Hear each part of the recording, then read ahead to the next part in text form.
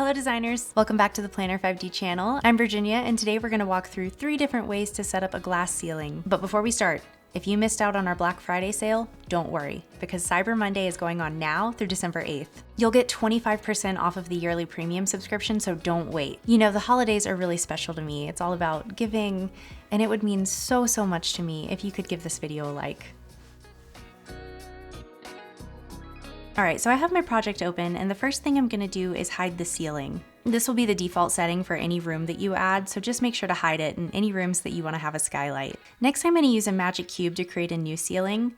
So I'm just going to make it to the size I want, and where the cube ends is where my windows will start. So the cube will be on the ground by default, so all you have to do to fix that is raise the levitation. Then you can change the color to be whatever you want for your ceiling. Now I'm going to add in my windows. So I want these to go from the floor to the ceiling, so I'll just adjust the levitation and the height. Once you have your windows in place, then you can just fill in the rest of the ceiling with more magic cubes. Next, I want to add in some support beams to the windows. So to do that, I'm just going to duplicate one of the blocks and adjust its sizing so that it fits in that gap. So here's the look that we're going for with these beams. If you're wondering how I made everything evenly spaced, I just used another magic block that fit within the gaps, and then used that as a spacer between the beams. Now all that's left to do is add in the glass. There's a few different ways to do this, but the first way I'll show you involves using a glass table. So I'm gonna grab this one, and then I'm just gonna adjust the size to make it larger so that it covers the entire opening. Make the height around 1 to 2 inches, and then raise the levitation so the glass now sits in the ceiling. And the last thing to do is adjust the color of the glass so that it matches the windows.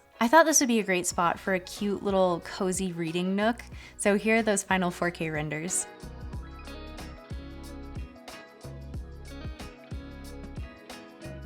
Alright, so for our next glass ceiling, we're going to follow pretty much the same steps. So start by making sure to hide the ceiling, and then add in your magic blocks, leaving a gap for the opening. Alright, so next let's come over to the roof category, and we'll scroll all the way down until we get to the skylights. Any of these options will work for this. And once you've made your selection, you can just go ahead and adjust the size.